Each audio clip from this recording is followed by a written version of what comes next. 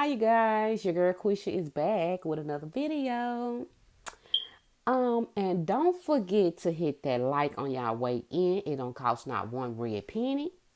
And hit the notification bell for your girl. And hit that note.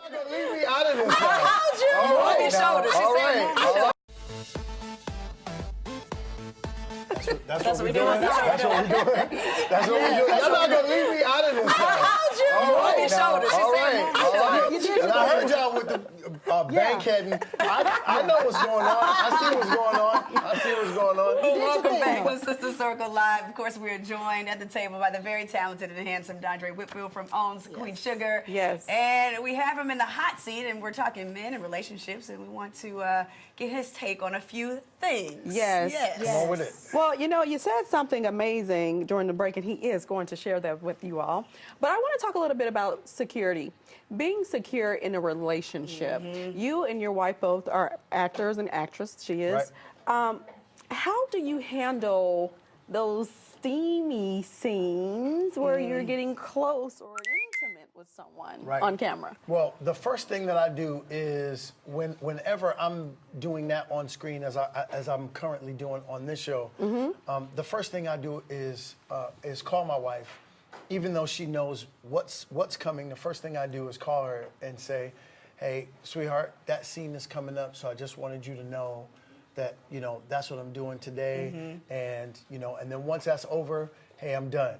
I am an actor who has, first of all, what you need to do is you need to place boundaries on everything. Boundaries are a great thing. Yes. Boundaries protect you from not only yourself, but other things around you. So the first thing I do is speak to an actress to say, here's what I don't do. Right. I don't do tongue, right? So you fake it? I'm like, yeah, there are many things. So if we were in the bed and we're supposed to be acting like we're actually lovemaking, we don't actually do that thing. Right. So we're actually faking everything. Right. So Not just yes, I parts do of it. fake Yeah. that. So the only tongue I do is with my wife. And so if you give everything to everybody, what's the special thing that you give your spouse or your partner? So you have to place boundaries on everything and then properly communicate everything that you're doing as you do it. That's out of respect for your partner. What do you say to men who don't understand exactly what it means to be a man? Well, it's very difficult. First of all, it's difficult to explain this to what you're probably referring to is what I refer to as grown males. There's a huge difference between being a grown male and being a man. Somebody ought to shout it. Right there. So every Talk to us about that difference. Okay, yes. so every man that you meet is a male, but not every male that you meet is a man. Hello, somebody. So your man, the man that you meet is about his conscious knowing that he has been sent here to be a servant leader. So you all come first. So whenever you come in the room, you don't have to ask a man whether he is a man or not.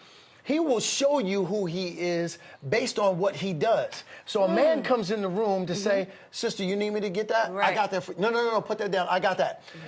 Grown male walks into the room looking to serve himself first. A grown male. A grown male. It's a So difference, a guys. man looks to be of service. A grown male looks to be served. Oh, my God. Listen, you got. I'm almost about to walk off this stage. I gotta leave. I don't know what else to do. I need you to, no, seriously. Yes. This is the And I real think thing. a lot of women are in relationships with grown males. and in marriages with grown Males. males. And then you end up getting divorced because you were in a marriage with a grown male Exactly and that. not So- a man. Exactly that. So here's what I Okay. want you to think of. All right. Think of yourself. Think of yourself in a relationship, in a home, in a bed with a boy who is 15 years old, who just took over the body of a 35-year-old male. That's really what that equates to. Yes. Wow. Go ahead. No. Iyama Banzant said one time, which really resonated with me. she said that sometimes when people go through trauma, whatever age that they're at, they That's stay right. there if That's they don't where he heal got from stuck. it. Yeah. So, That's right. So in that instance, a lot of our men are lacking this fatherhood that you were speaking of in the break. That's right. Could this be what is happening with our men, that they're never really healing from those wounds, from not having the man in their life, and they just carry on? Throughout life. His development was arrested at whatever that age was. So he stopped matriculating into manhood at that point. age. Yes. So let me give you an example. I actually cheated in my life in my early 20s because, and I'll never forget this, I actually cheated on, and I'm not going to say who that is to protect those that, right? So I actually didn't want to do that. And I was disappointed that I actually did. So I began examining why I did that. And I'll never forget this. I got to a point, my father was in and out of jail my entire life, right? So without having, my mother did a phenomenal job of introducing me to the principles of manhood. But actually walking out manhood is the job of a man. Yes. My mother can't teach me to be something she's not. Right. That's the misconception. Right. Your mother cannot teach you how to be a man because she's not a man. Let me give you an example. If you want to become a chef, my mother taught me how to cook. So I'm a man who knows how to cook. But it doesn't make me a chef. Right. If I want to be a chef, I got to get under the tutelage of a chef. Yes. Okay? So my father actually had me, and this was probably at the age of around 11.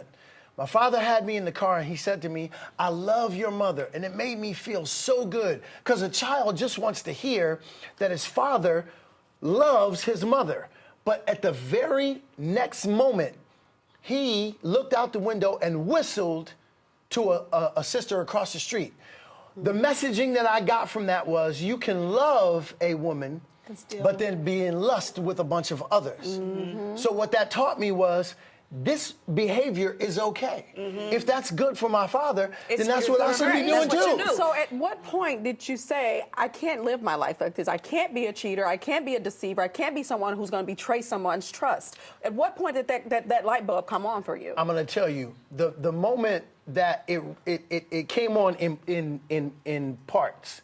So when I got married, I said, okay, I gotta make sure that I am living my life out in integrity in that space. And then 2 years later, my daughter was born.